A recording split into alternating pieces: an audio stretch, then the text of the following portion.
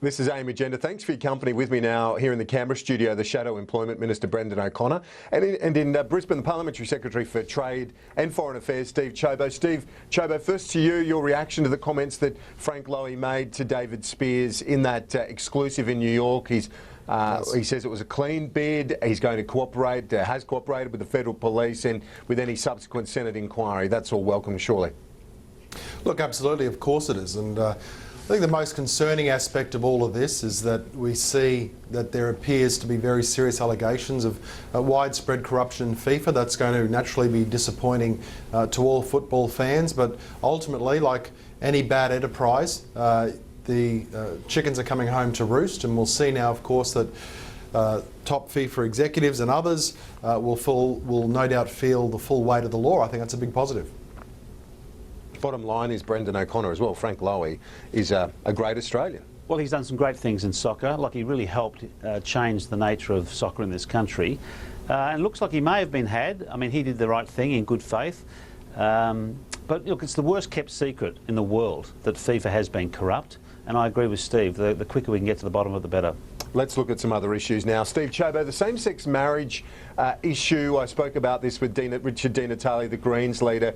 He says that the Prime Minister, as you would expect of the Greens leader, to get on with it, but it's a tricky one for him given the strength of opinion, as we see from Latika Burke's story this morning in the Fairfax papers.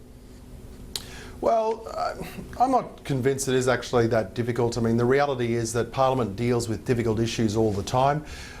This is an issue that for some people is difficult, for other people it's not.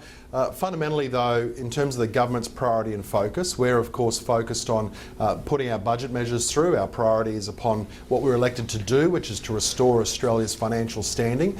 Now, there are some bills before the Parliament in relation to same-sex marriage. There's an ordinary process that they go through. There's the House Selection Committee, which undertakes a thorough review of the bills that are before the House. So that's all standard course for action. Those processes will of course undertake their normal activities, and we'll see what happens in due course. There's a few people that I think are getting hyperventilating, and I understand why, but by the same token I also think it's important to understand that there's a time for all things. The process will take place, and in due course no doubt the Parliament will look at it. George Christensen, your fellow LMP, Queensland, he says it would be a slap in the face for the grassroots of the party. It's even been likened to the split over the carbon pollution reduction scheme within your party back in 2009, which cost Malcolm Turnbull his leadership. Well, look, I think that those comments are intemperate. I certainly don't believe that it's anything like that. The reality is that as a political party, and the Liberal Party and the National Party, well, certainly the Liberal Party is a broad church party. I'm sure you've heard that 1,000 times from our former leader, John Howard. There are lots of different points of view within the Liberal Party, the most fundamental of which is a belief that the individual reigns supreme over the state. The National Party, of course, doesn't hold the same commitment to individuals, and their belief structures are slightly different, but that's why we're a coalition and why we're two separate parties. At a federal level, we'll look at this in due course, as I said, but the government's priority and focus short term is upon the job that we're elected to do, and that's to restore our nation's finances. Yeah, and I think it's a message that's being pretty well received broadly, Brendan O'Connor, but in terms of Labor's view on this issue, the coalition's not the only one with its angst within the party. It's a difficult decision, but you can walk and chew gum at the same time. Of course we can deal with this matter and deal with very serious matters in the economic area. We can do both. But the party, the so-called party of the free vote, won't allow their members to have a free vote. I think that's the crucial point here. I mean, the matter can be resolved one way or the other if the party said to the members, this is a decision that you make as an individual. I mean, Steve just lauded the Liberal Party's philosophy about the individual.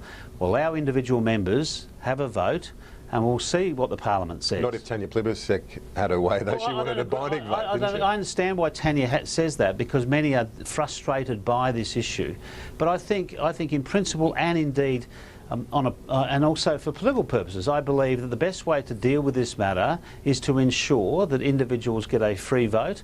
I mean, you know, I hear Liberal Party members tell me all the time they can cross the floor. Well, then why can't they cross the floor? Let's look at this, the compromise, Steve Ciobo, with Labor on another measure, this one relating to the dependent spouse tax offset, saving some 300 million over 4 years. This is welcome, the fact that on the edges here there is some bipartisanship in easing the budget impasse, in that story in the Fin Review, of course, this morning.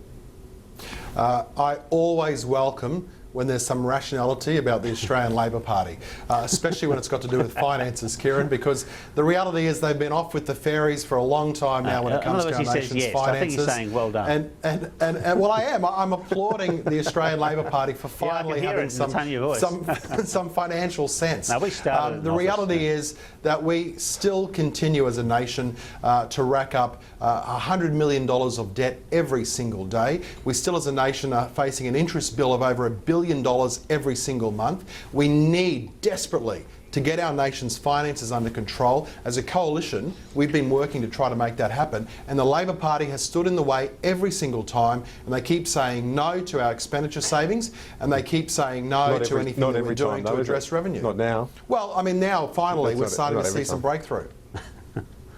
Okay, Brendan O'Connor, finally to you. We're almost out of time. Well, we started this in office. Well, the government's doubled the deficit, so we're trying to help them out here. This is anachronistic provision, and we're happy to support the government in finding savings because they definitely need it. But it's not the only measure. There's this. There's also as Chris Bowen confirmed at the weekend, the low-income.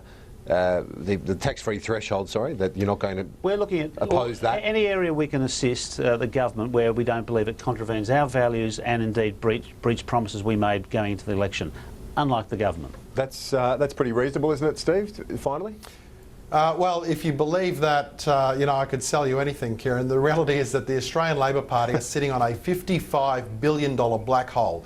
$55 billion of money that they're going to have to borrow. Without our help. You sound ridiculous, Brendan, honestly. We're not in you government. Sound ridiculous. We're not in government. You're in government, Steve. You're in government, Steve. You know. Well, I think the Australian taxpayers know very well who it is. I just said the Australian taxpayers know very well who's trying to tighten the belt, who's trying to live within their means, and who's trying to be Santa Claus. And it ain't the coalition that's promising everything to everyone. Have a great morning. Okay, Steve Ciobo. See you, Steve. Steve Ciobo and Brendan O'Connor, thanks so much. Santa Claus. I like it. We've got a quick break, back in just a moment.